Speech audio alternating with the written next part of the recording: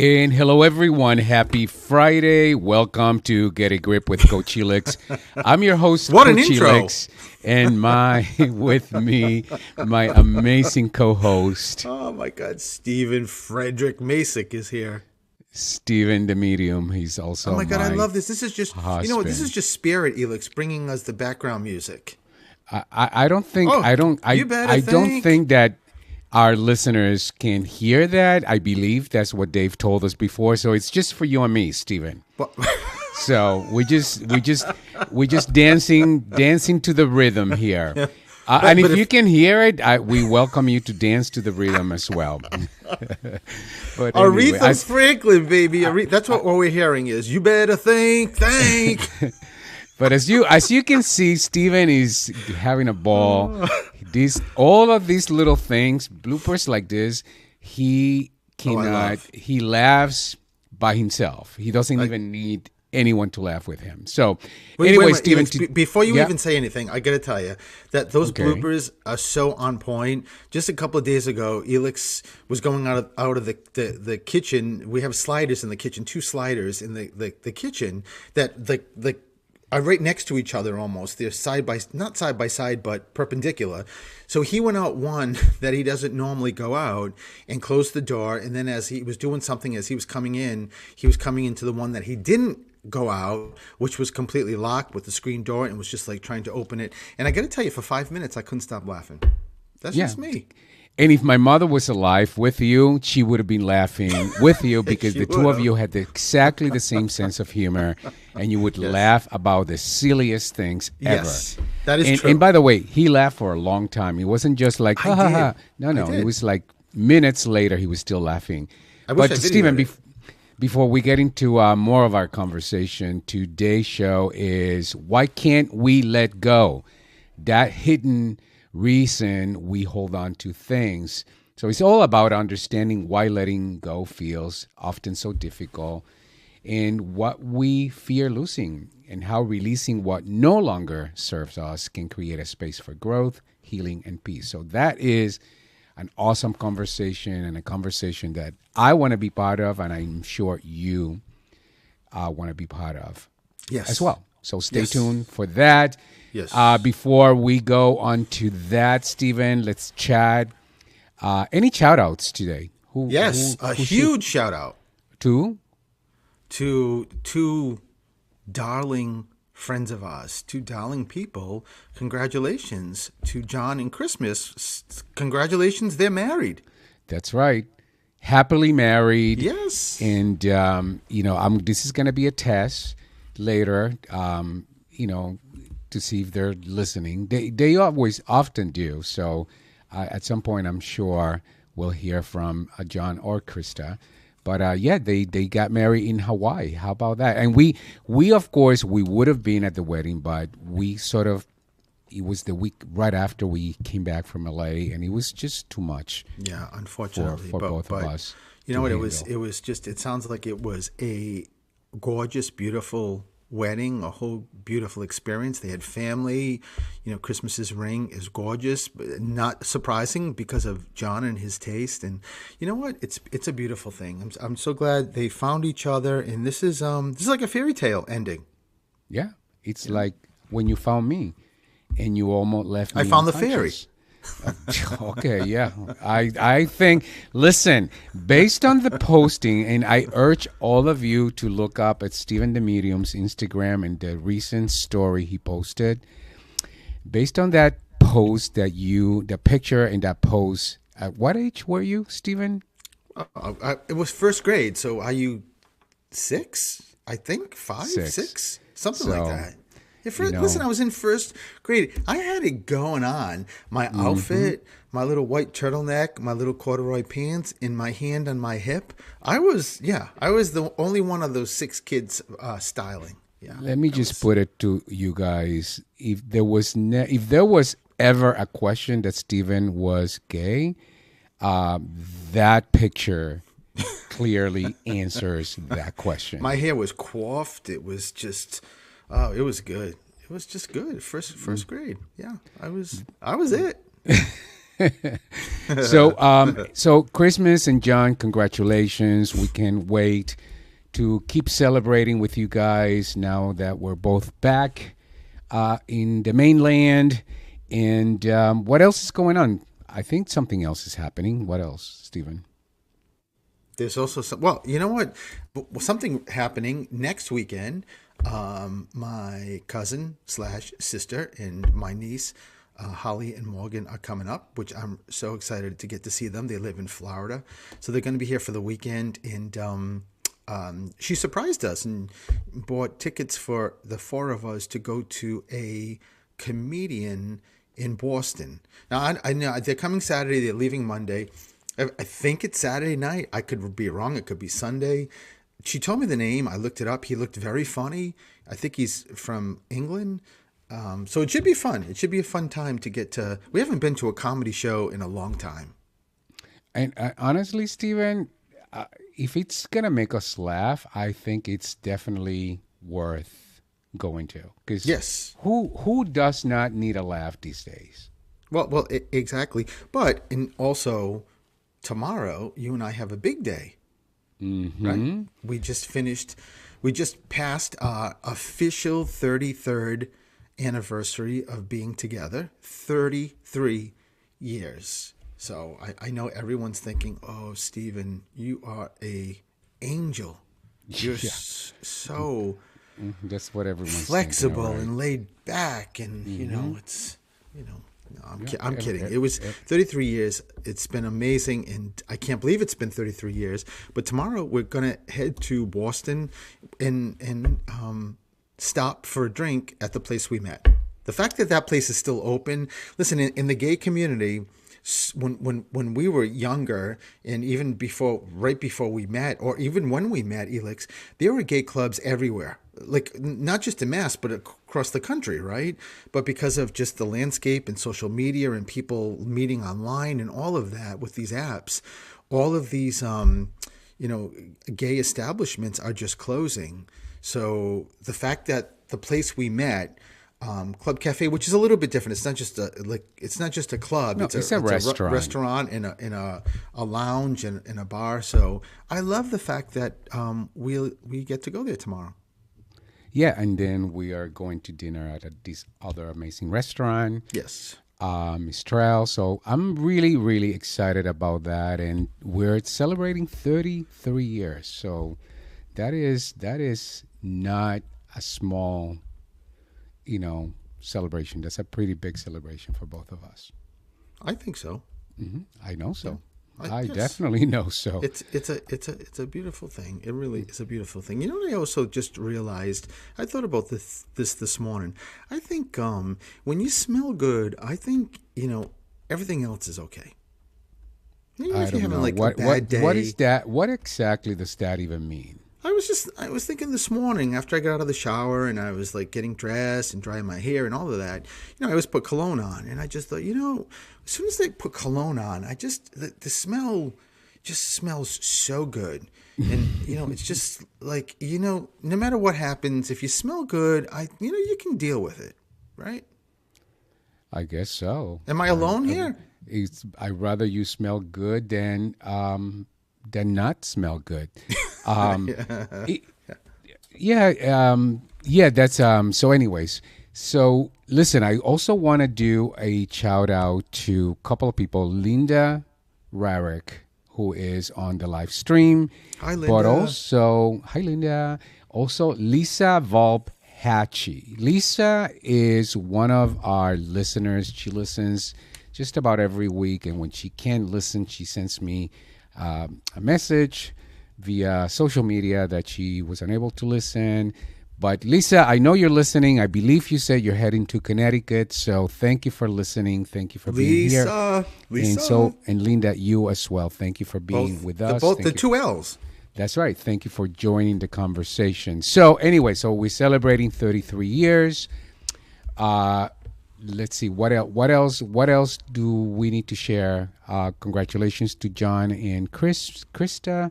We call her Christmas, by the way. That's why the Christmas comes out often. What else? What else, Stephen? What else is going on? We got invited to our first Derby party. I'm so excited about that in May. Right? This is going to be really cool.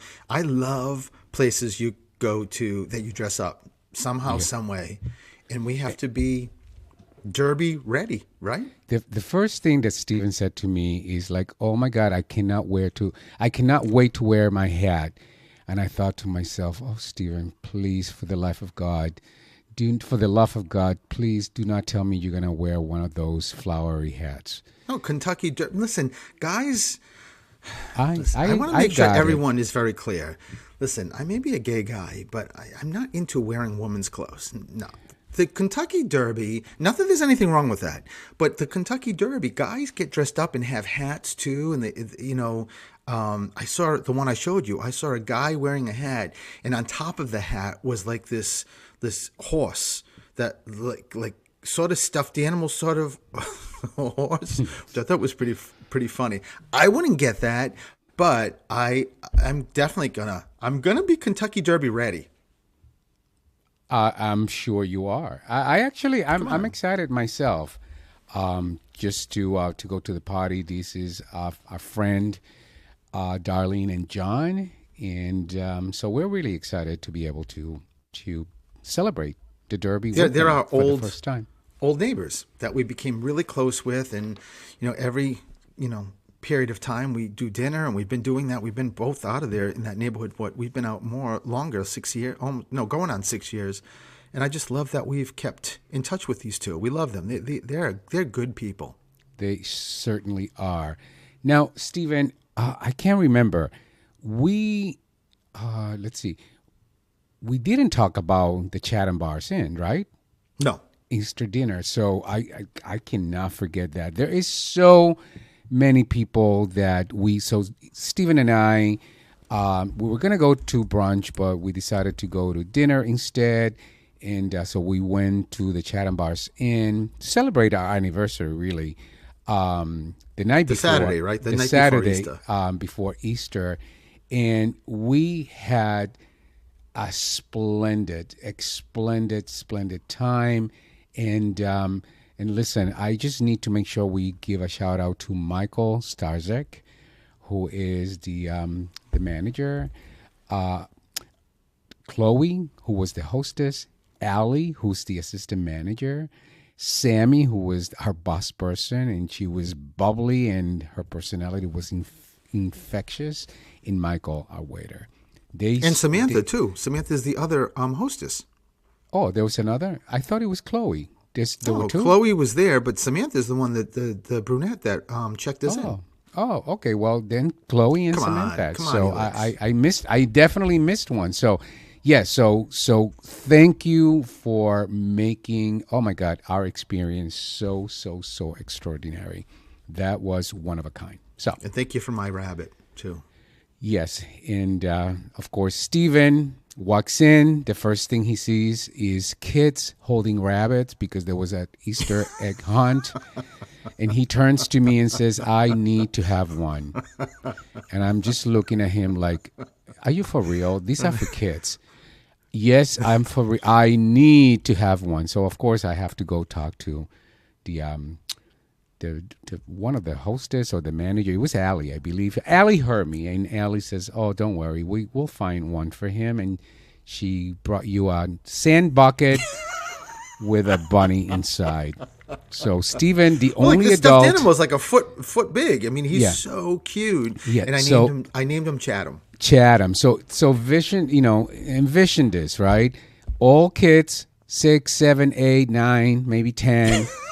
Walking with their bunnies, and then Stephen with a little bucket and the bunny inside. So, listen, that if you think that is a unique story, you haven't really spent enough time with us and Stephen. Yeah. But we got to take a break, Stephen. When we come back, we are going to talk about why is it so hard to let go, and what are the reasons we hold on to stuff that probably doesn't serve us. We'll be right back.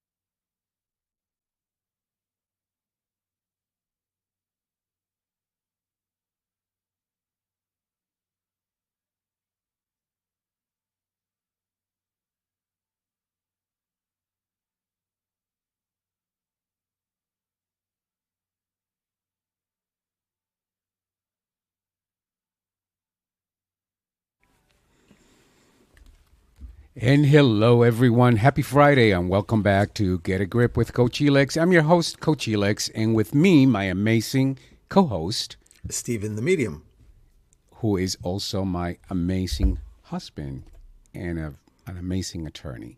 And Stephen, today we are exploring a question that almost all of us have asked ourselves at some point. Why is it so hard to let go? Because we hold on to relationships that have changed. We hold on to expectations that did not unfold the way we wanted them to or imagined. We hold on to mistakes, to regrets, to identities and stories about who we believe we are, and none of that serve us. Sometimes we hold on because we are afraid of losing something. Sometimes we hold on because letting go feels like losing a part of ourselves. But what if holding on is not always about the thing itself? What if it's about what that thing represents? Often security, identity, love, control, familiarity. So letting go can feel uncomfortable because it asks us to step into the unknown. And that's why this conversation really matters. Now, Stephen, I wanted to ask a question, but I do believe we have a caller. So let's take the caller, and then we'll go back to the question. Hello. Hi. Hello. Hi. Who's this? Hello. Elix. Hi. Hi, Elix and Stephen. It's Christine from Stoughton. Stephen, you know me. Oh, yes, Christine. How are you? I am great. How are you? We are both excellent also. I wanted to say congratulations to both of you.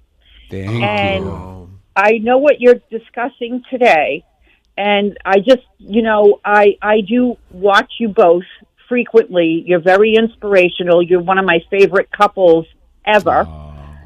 And I've been going through a tough time letting go of things in my past. And I said, how am I going to change this? And I did. I've been in the same profession for almost 40 years. And I started doing designation courses for my work. And I just got my associate in claims designation. And it took me almost 2 years. But it helped me, I think it helped me grow. And watching you both and listening to you, online and whatnot is such a big inspiration. It really is. And I just wanted you to know that. I love you both. Oh my God, Christine, that is such an accomplishment. Also, what you've done, what you accomplished rather, and also it's not. Yeah. Don't ever feel like I think or I hope and I've learned things. Of course you have. That's why. Yeah. Well, you are where you are. You know how I've been feeling because I have messaged you, and I was like, oh my God, nothing's going right. This is, but I had to study contract law to pass that exam, which was not easy. And I had the poor me's, I'm never going to do this. It's not working out. And I tell you, it's worked out tremendously to my advantage work-wise, but also personal-wise, learning contract law. Wow. And I had to take 4 exams to get that. So it took me almost 2 years. And I don't go out much, but I've changed a lot. And so I said, I'm going to make the most of my time that I have, inside to make myself better in different ways. But I love watching you guys. I really do. I'm very happy for the both of you. And whenever you want to adopt me, I'm up for adoption. Thank you, Christine. And listen, because you know how old I am. I'm older, but and I love your animals. I'm glad you got a rabbit, and I just watch you, and you both inspire me. And I just wanted you to know that. Thank you. And one thing that you said that I do want to highlight is, listen. The most important part about what you just shared is that you got in action. You put one foot in front of the other. So it took you 2 years. That's not the point. The point is Yeah. you started doing something, and Yeah. that's really what matters, getting in action and making that Right. decision to step forward. I How are we going to almost get gave up. there? What was that? Yeah. I almost gave up, Elix. My husband said, "No, you can do this. You know you can." And I said, "It is so hard learning this section of what I have to learn." And I learned it, and I let myself take the time to learn it. And I passed every exam, and I just got my designation 2 weeks ago. And I think I'm going to go for another. I'm going to go for another one. I don't know what one yet, but I'm going to keep going. Well, now you know you are unstoppable, and we also we're happy, we're proud of you. Congratulate you, and thank you for the call, Christine. Christine, thank you, love you too. Bye. Bye. That's really wonderful. What a wonderful way, Christine. Thank you for your thoughtfulness and for giving us your best wishes as well. Yeah, look, she's incredible. She is just an incredible soul, insightful, and I'm not surprised at all where she is and what she's accomplished. I'm just so happy for her. Listen, me too. You got two of us happy for you, Christine. Yes. So Christine. Listen, Stephen, back to this conversation about holding on or not letting go. Why is it so hard to let go?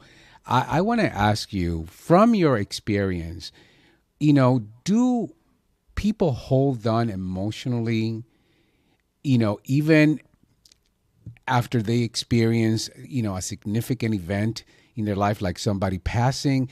Why is it that we hold on to stuff emotionally, Stephen? Well, if you're talking about like what I do as, in my profession as a medium, yeah, of course, people hold on to things that are benefiting them or not benefiting them. I mean, one of the things in benefiting somebody is as sort of like, as we talked about last week about traditions, when you lose someone who you love, and just making sure that on a daily basis, you're keeping them alive. You're holding on to those memories.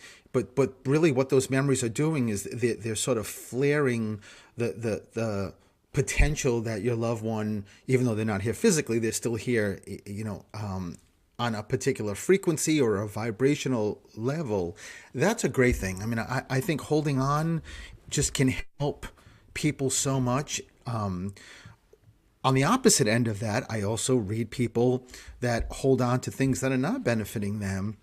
That if there's a scenario that, say their dad dies, and right before the father dies, they have an argument, or they had an argument a year ago and they haven't talked to their father and he died, they're holding on to that guilt. And that sort of self-hatred, and also the holding on to the perception that their father hates them because of the situation, and they can't resolve that. How can they fix that when the person's not physically here, and thus the reason why they come to a medium. So there's so many different layers and so many ways to hold on, like why you hold on to things, and some are good and some are not good. Yeah.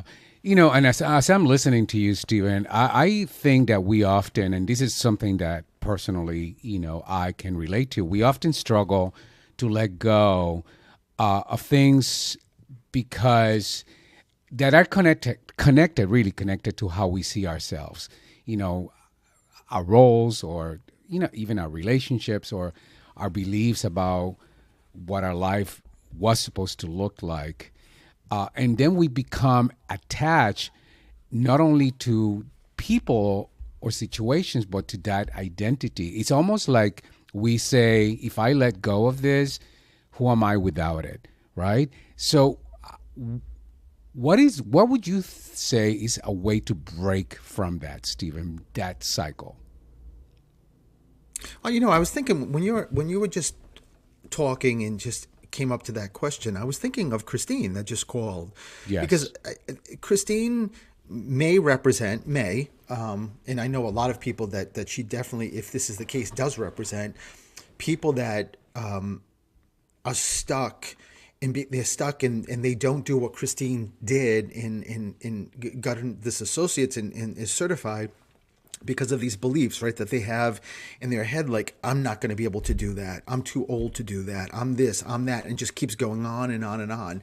The fact that Christine, whether she knows it or not, and whether that sort of was part of her story or not, and I don't know, but let's just say it is part of someone's story, and just feeling, let's say it's Christine's story. Christine at some point had to have taken inventory and started poking holes through these beliefs that are not serving her, and she had to do the work to be able to, as you said, Elix, get into action, right? You need to fill up the gas tank in your car if you want the car to go, if it's on empty. And that filling up the gas tank is Christine poking holes through, wait a minute, in 2 years, I'm still going to be here whether I do this or not, whether I have the certification or not. So why not do it? And she was just brave enough and courageous enough to poke holes and puts the gas in the car and moves forward and gets into action. And I think, so much of this is really taking inventory of what's going on in your life, that the real cause of why you're holding on. Yeah.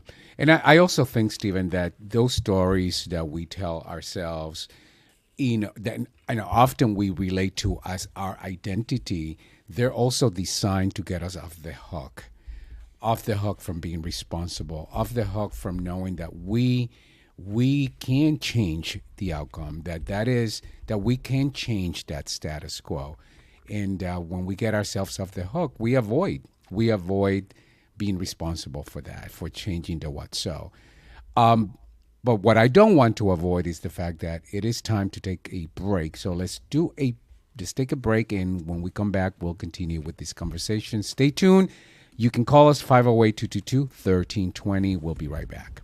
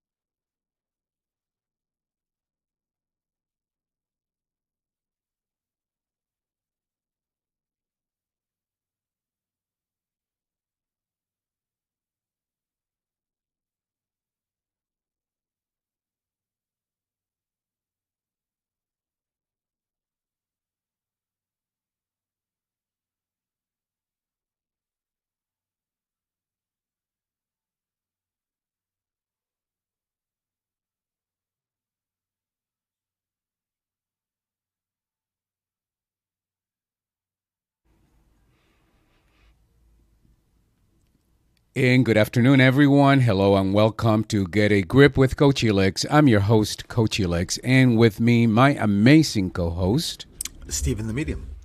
And today we're having a wonderful conversation about what is it that keep us holding on to things that perhaps do not serve us, and the cost of holding onto those things. And Stephen, one of the things that I've been thinking about is that underneath, you know, holding on to stuff, there is often fear, right? It's the fear of change or fear of the uncertainty, the unknown, fear that, you know, letting go of something may mean failure, or feeling, you know, that fear of letting go means that that experience no longer matters. But I also think that letting go does not erase meaning. It creates that space to create a whole new, you know, something new. And sometimes we hold on because we believe letting go means giving up. But sometimes letting go means really growing forward, Stephen.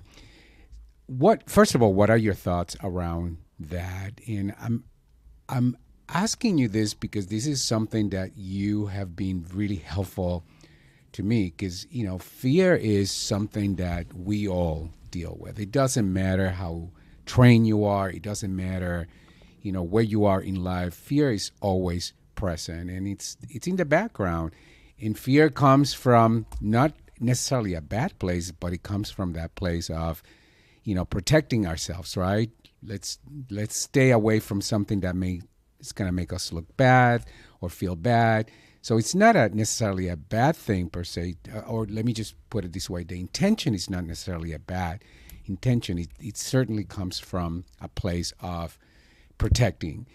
But what is a way, Stephen, to release that fear when it no longer serves you?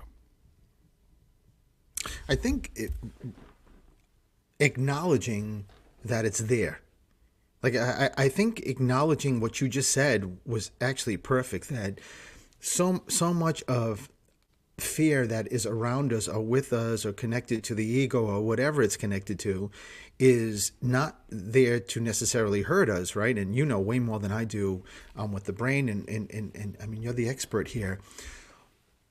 But the fear piece, I think the only way you can sort of take inventory, like I mentioned a couple of minutes ago, is acknowledging that it's there. Like the whole conversation I had about someone like Christine going through and poking holes and taking inventory, what's really stopping someone from doing that is the fear attached to these beliefs, right? That's the fear is just everywhere. It's around. And sometimes it's kind of interesting how people don't realize that you can't get like this. People that I've done readings for or with, and at the end of the reading will actually say, you know, I'm trying so much to get rid of fear completely, and you know, I normally don't have enough time to go through a conversation with them. Like, you know, you can't get rid of fear completely. You need fear on some level for whatever reason, right? The fear is not always bad. You need it for protection or whatever the case may be. But people sometimes think that, and I think like anything else, what I've learned through life is just being aware of things and acknowledging things that you don't want to acknowledge. I think that's why people don't poke holes in a lot of things in these beliefs they have, and they go through their whole life and they're born and they die never poking holes, because they're afraid of the fear. They're afraid of going into and feeling and acknowledging that fear that is sort of, you know, all over these beliefs. And when that happens, you know, fear is just behind you saying, no.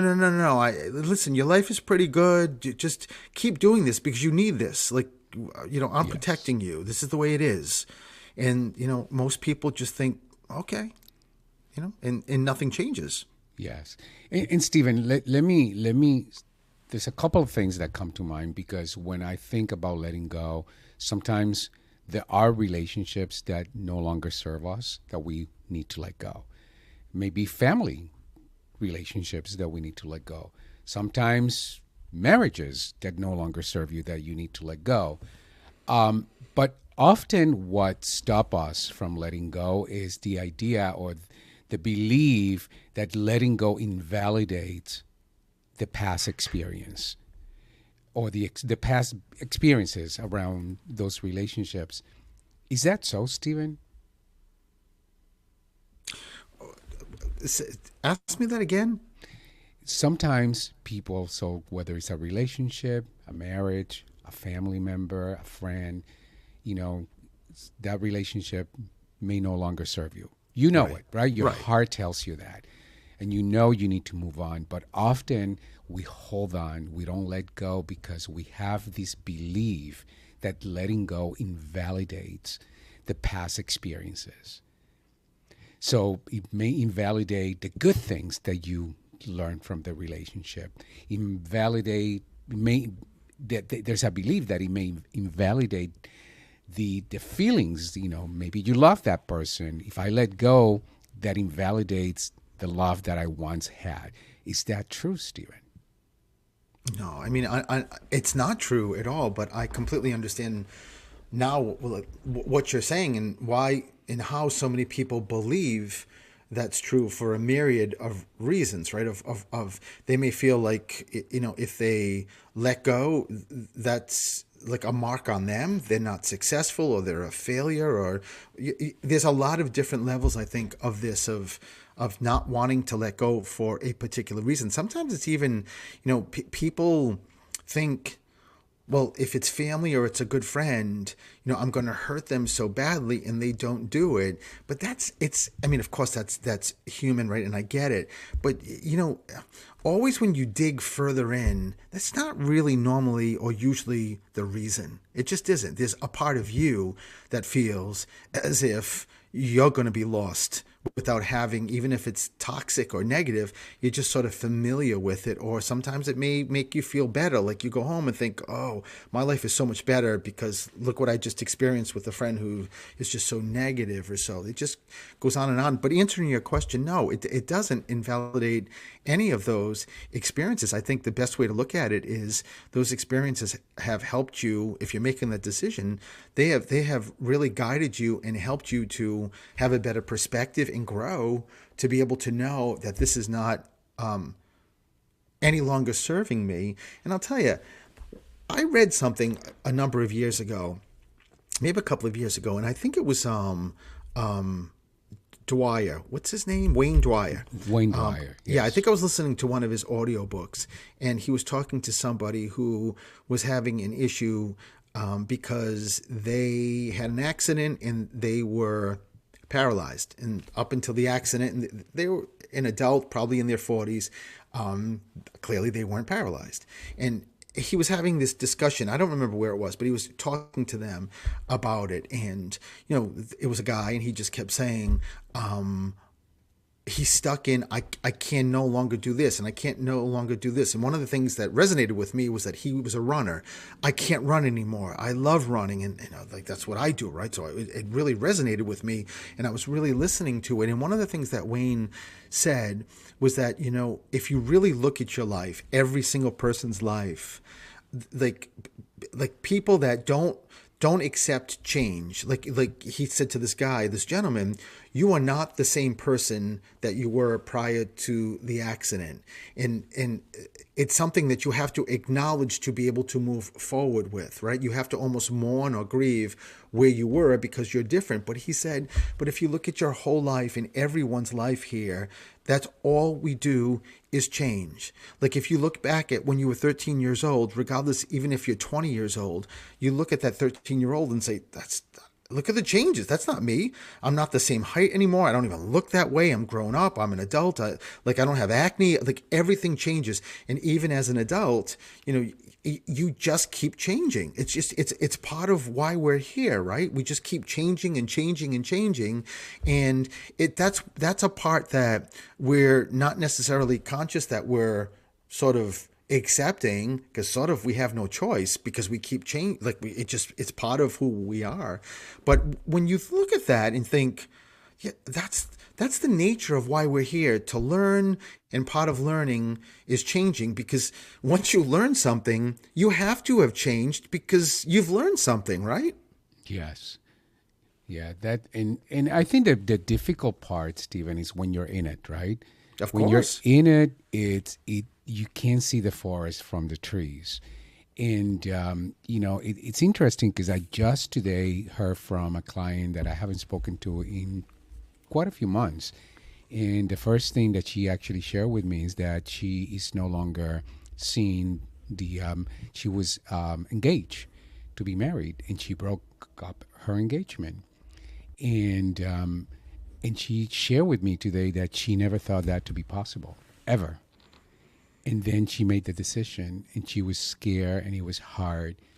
And then a few months later, she met someone that she now says it's the man that she always thought she would meet.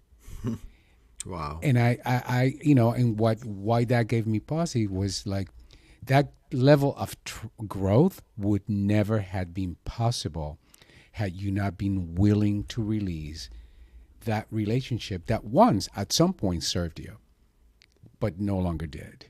And she did. And then it created the opening for this real relationship where she felt really loved.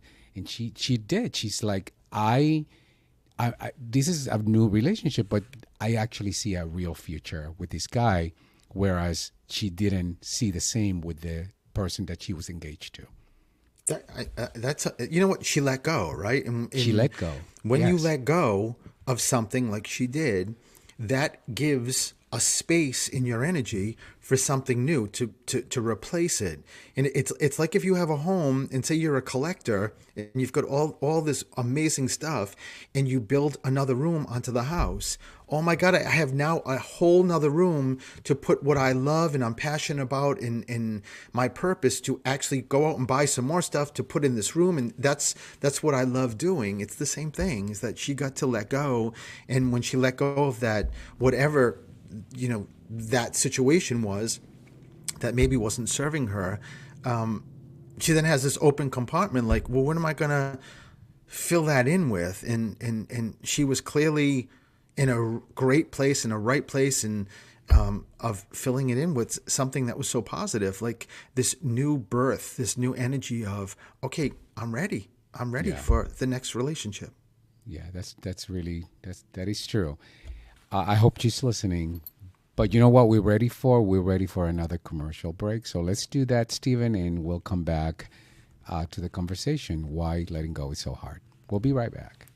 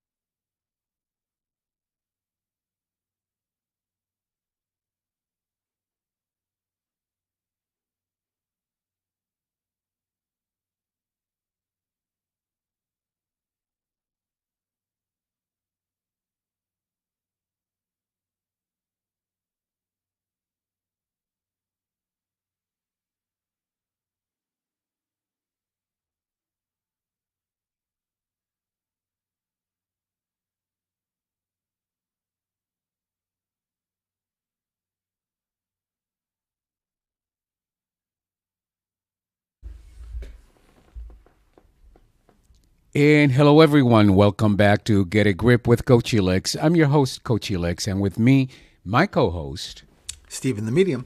Stephen the Medium, who's also my amazing husband. And today we are talking about why can't we let go? And what is the hidden reason or reasons we hold on, often to things that do not serve us. But I also wanted to add, Stephen, that letting go is also or can be an act of self-trust and self-love. You know, letting go often is not about forgetting, even though we may think that way. It's not about dismissing the importance of what one was, even though we may think that way or feel that way. It really is about trusting that life continues to unfold. Life is an ongoing, continuous cycle. Letting go can be an act of self-respect. It can be an act of courage. And by the way, courage is not the absence of fear. Courage is action in the face of fear, which we just talked about just recently. And it can be a way of creating space for something new, like for my friend and client Brittany, letting go of that old fiance created a space for a whole new relationship to emerge. Sometimes letting go is how we move forward. What are your thoughts around this, Stephen? Yeah, I mean, I think people that, again, get this and, again, are aware of how the stuff that's in their life that they need to let go are really the individuals that have the biggest potential to keep growing, just like you said, your friend, and get closer to their soul and understand their meaning and why they're here. And it a lot of times opens up, even more passions or understanding your purpose. But I think so many of us just are not in a place of sitting in it and really feeling it and experiencing it. And it's just one of those things that it's too difficult. It's too difficult to have that conversation, to let someone go. It's too difficult to figure out, why am I holding on to something, whatever the case may be. Sometimes people just are better with what they feel. Like you said, they convince themselves it's just easier this way. But I also think that, understanding that people come in and out of your life for a reason. Not everybody, as difficult or as hard as this may be to hear, not everybody comes across your path and stays forever. Some people come very quickly. They're just there to help you. Say you're on your journey and you need assistance to cross a bridge. They're there for that.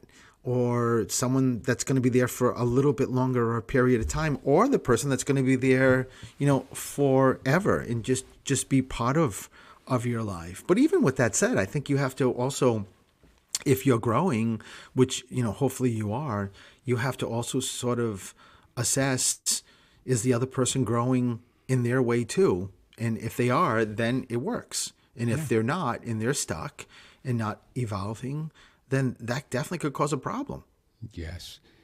And one thing that I wanted to add, Stephen, as a reminder is, when I said earlier that often we hold on to these things, whether it's a relationship, whether it's a job, whether it's a situation, a belief about yourself, we hold on to them because holding on to that gets off the hook from being responsible. We get to avoid being responsible, taking ownership and accountability for making that change or shifting that situation. But that comes with a very high cost, Stephen, because for that person that sticks to a relationship that does not serve them, it costs them love, it costs them fulfillment, it costs them satisfaction, it costs them health, well-being, being present. And the list of costs goes on and on and on and on. So this is an opportunity to ask yourself and be brutally honest with yourself. Am I willing to sacrifice my happiness, my fulfillment, my satisfaction in life for holding on to something that doesn't serve me. Recognizing that letting go, yeah, it's difficult. It takes courage. And it's not easy. If it was easy, we all would be living perfect lives. That's not how it works. But again, there is a significant cost, and this is an opportunity for you to have that in front of you, so that then you can decide: am I choosing to hold on to that stuff, whether it's a relationship or a job that I know doesn't serve me, or am I going to choose lack of happiness for the rest of my life? Do you know what I'm saying, Stephen? Yes, very much so. Go ahead. I was just going to say, as you know, being together for 33 years, I've always been, and I've said this before, I brought this up, that I kept everything since I was a kid, like everything, like cards and notes and letters, and I've got just all of it. And I never really thought about why I was keeping so much of this until the internet came about and social media came on, and you could start finding people that you hadn't seen, and via Facebook and Instagram and whatever. And I do remember, years ago, when I would find something, I would would find the person on Facebook and take a copy, say, of a card from, I don't know, years ago, and just say, look what I found.